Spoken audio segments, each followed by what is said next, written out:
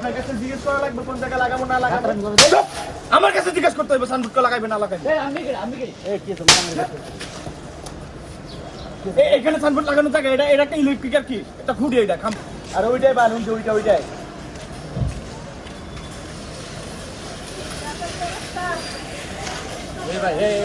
নিচে না। আরে ভাই কি করতেছেন? হ্যাঁ কি আপনার সব করতেছেন কি দেখতেছেন না কি করি? সাইনবোর্ড লাগাই দিচ্ছি দেখতেছেন। সাইনবোর্ড লাগানো জায়গা তো এটা। সাইনবোর্ড লাগানোর জায়গা এটা। ভাই আপনার কাছে জিজ্ঞেস করা লাগবে কোন জায়গায় লাগাবো না লাগাবো। আমার কাছে জিজ্ঞেস করতে হবে সাইনবোর্ড লাগাইবে না লাগাইবে। এখানে সাইনবোর্ড লাগানো জায়গা, এটা একটা ইলেকট্রিক আর কি, এটা খুঁড়ি এটা খাম্বা। আপনি যদি আপনি নিজের তো জীবনের রিস্ক আছে এখানে, সাইনবোর্ড লাগানোর জায়গা শহরের অভাব পড়ছে।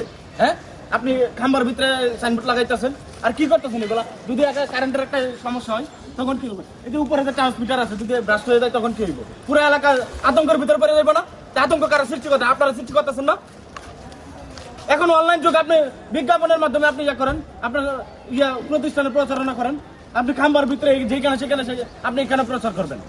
কেন প্রচার করবেন? আপনারা যেভাবে কারেন্টের খাম্বাগুলো এই যে ইলেকট্রিকের তার এই ইয়ে দিয়ে ভরে বেড়াইতেছেন, কোনো একটা দুর্ঘটনা ঘটলে ফায়ার সার্ভিস এসে যে দ্রুত এসে যে কাজ করবি সে কাজটাও করতে পারে না আপনাদের কারণে।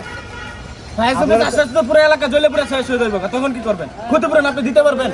একজন মানুষের জীবন যদি চলে যায় সেক্ষেত্রে আপনি তার জীবন ফিরিয়ে দিতে পারবেন? যেটা আপনি পারবেন না সেটা কেন করতেছেন?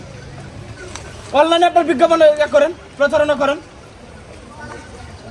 সব খুলেন এগুলো সব খুলেন। আবার এটা বলে খুল পাঠা